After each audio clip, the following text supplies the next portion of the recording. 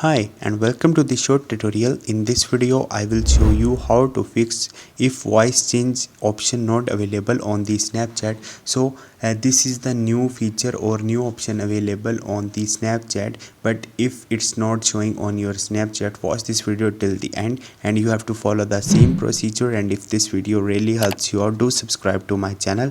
So first of all, you have to notice that the voice icon is available at here or at here.